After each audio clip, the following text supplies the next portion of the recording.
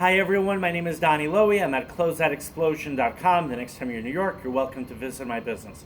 Today I'd like to discuss with you how to make sure that you're paying the right wholesale price for your merchandise. Now there are many complicated formulas. You of course need to know your expenses, your fixed expenses, your variable expenses. You have to have an idea how much merchandise you could sell. There are many things to consider, but I think the most important thing to consider is how much you can realistically sell that merchandise for. Here's what I mean.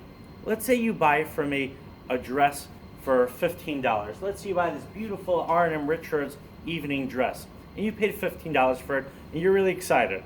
Now, how do you know if that's a good price?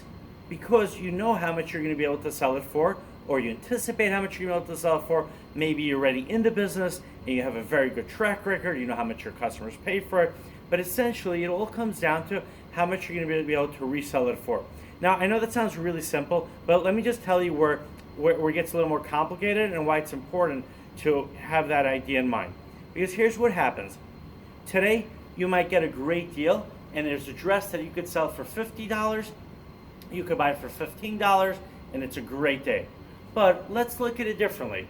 Let's say you could potentially sell that dress for the same $50, but you go to a different wholesale business and they have that dress available for $40. Is it a good price or is it not a good price?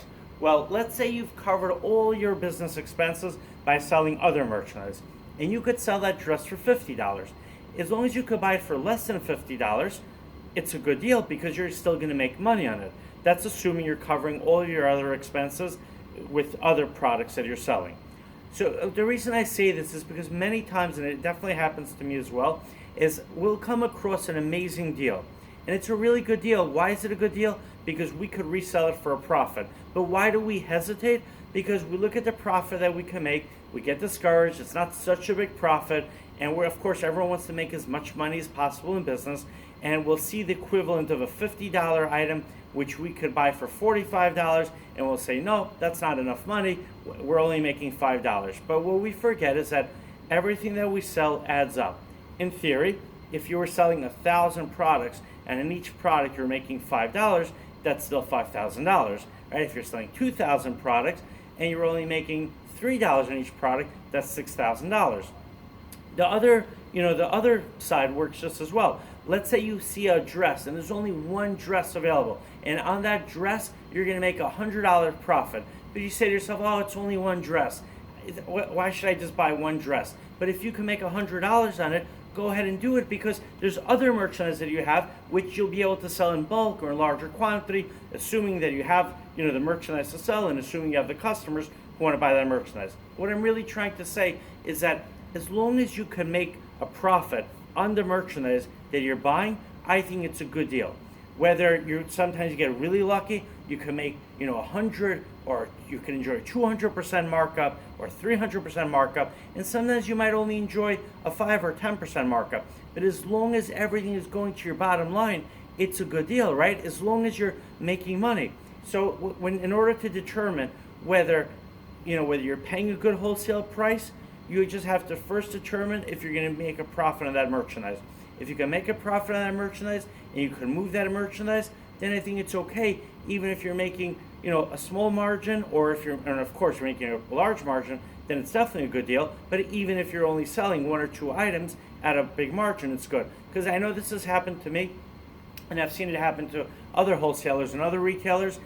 You'll see an opportunity. There'll be an opportunity either maybe at an auction, or maybe maybe someone has a wholesale business and they're selling a lot of merchandise, but they only have 1 or 2 of an item left, and people say, no, I don't want it. What am I going to do only with 1 or 2 pieces of merchandise, of a specific category? But as long as you can find a way to sell it, it's good. Because let's say you have a store and your store is full of dresses, beautiful dresses. You go to a warehouse and they only have 5 pairs of shoes left, and those shoes are Calvin Klein shoes, and you think you could sell them at, let's say, at a $10 profit, per shoe, then I think it's a good deal, because you could put the shoes up front, you could put them by the counter, you could have a separate section, you could even offer them as an incentive. But as long as you can make money on the item, you'll find a way to sell it. You just have to have that merchandise. As long as it's merchandise that can help you make money.